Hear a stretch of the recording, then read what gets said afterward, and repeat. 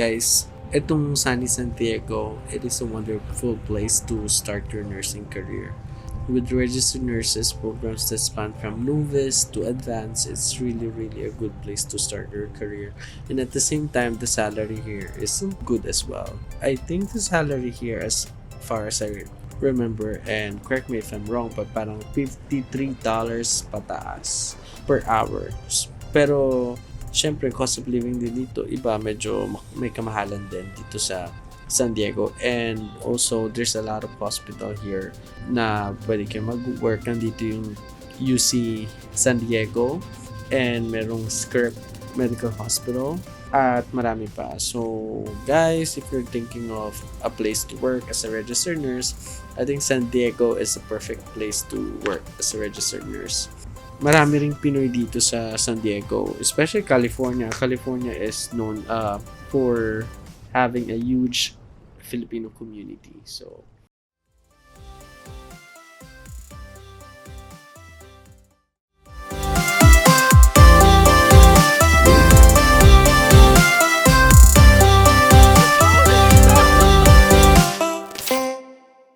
guys, I'm going to San Diego.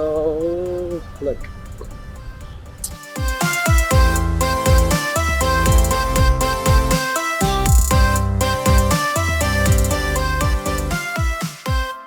Napakaganda dito sa lugar na to.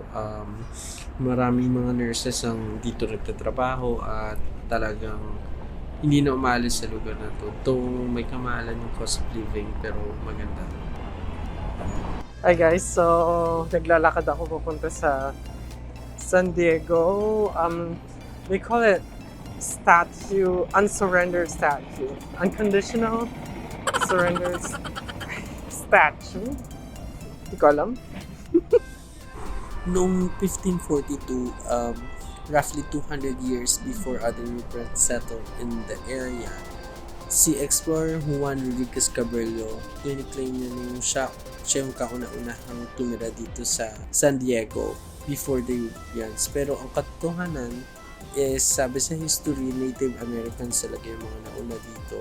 And they started living here 12,000 years prior to any European presence in this place. Tapos yung city bigla na lang lumaki from 1800 to 1930.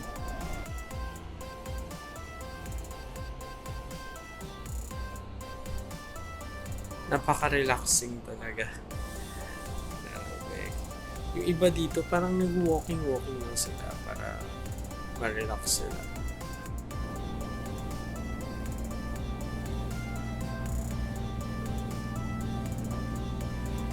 Guys, so andito na ako sa statue. So that statue is called Unconditional Surrender Statue. So as you can see, guys, he's a sailor and he's kissing a nurse. So a lot of people are going here or planning to go here just to see that statue.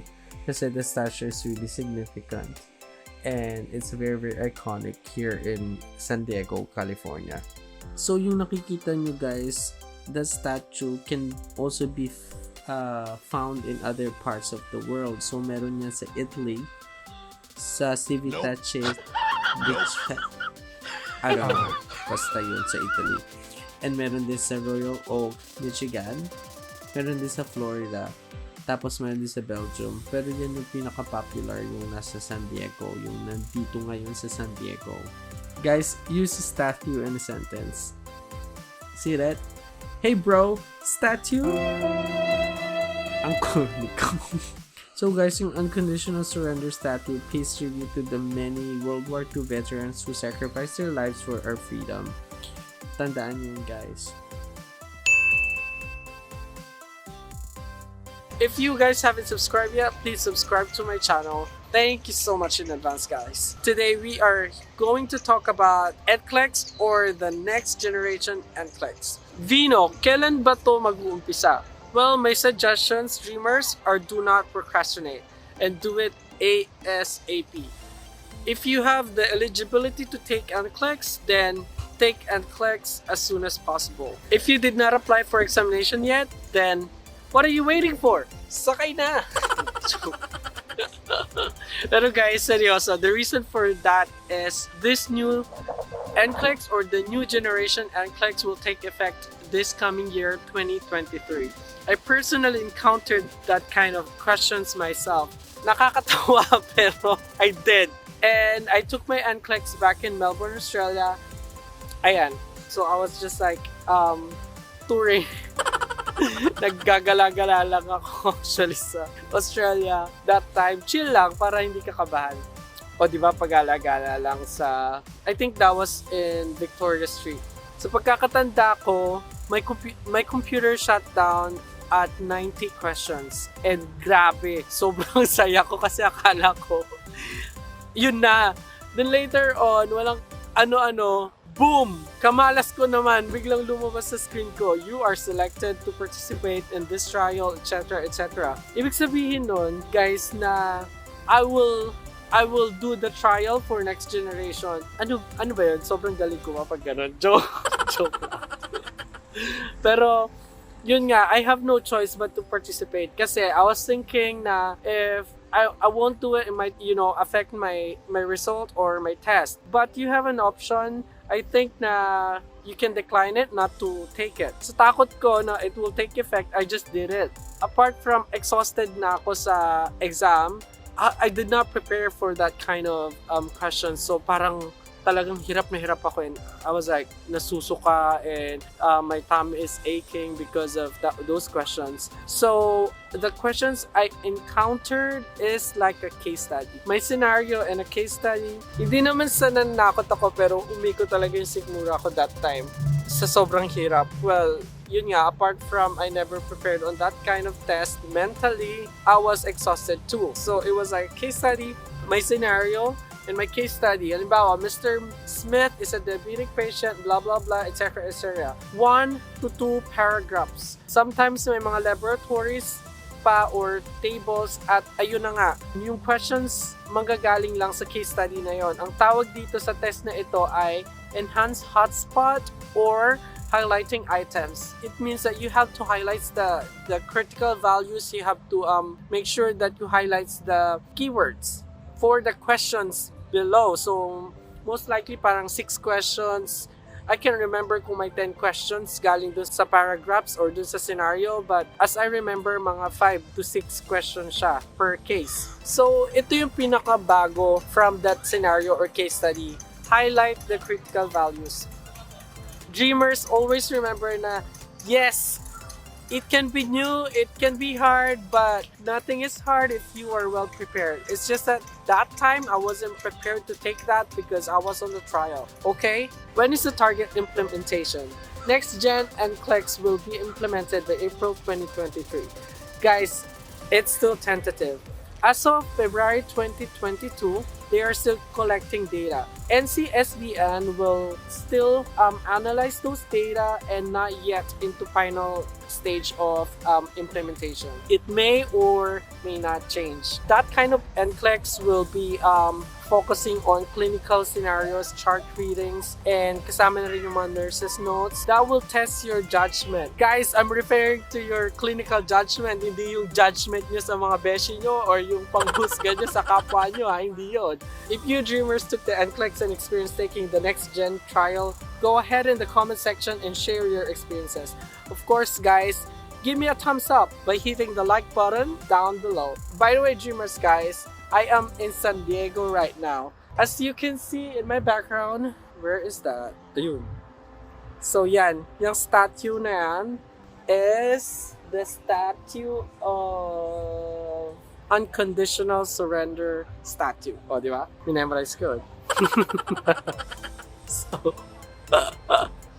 So that statue, the original image of the moment was captured by photographer Alfred Eisens, whatever. I'll just put the name. And that was on August 14, 1945. So guys, he is a sailor and the woman is a nurse and they're kissing. Oh, huwag mo pa sana all, ha? Darating din yan. Malay mo ako, Joe. Kidding. By the way, a letter sender from the Philippines asking this Dear Vino, I completed my RN program 10 years ago. Because of family reasons and lack of nursing opportunities, I did not practice nursing and I am just now applying to take NCLEX exam. When I contacted the Board of Nursing in Northern Mariana Islands to see if I can take the exam after 10 years, I did not get an answer. Any thoughts about this? Any suggestion? Love.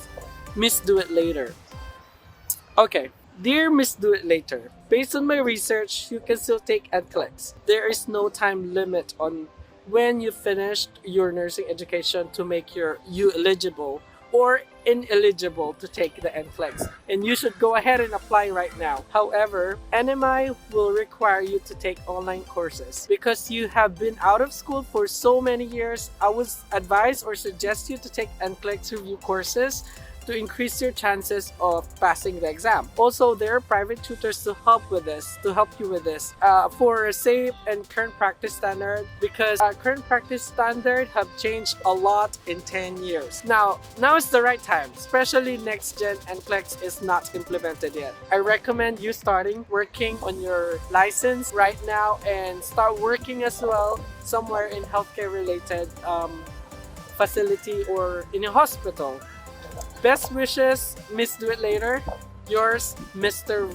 Right Now. So dreamers, I might be taking your time too long and I will be seeing you sometime again. Please do watch my other videos. Again, this is your guy Vino na nagsasabing it's never too late to follow your dreams. See you again next time. Bye-bye. Wow.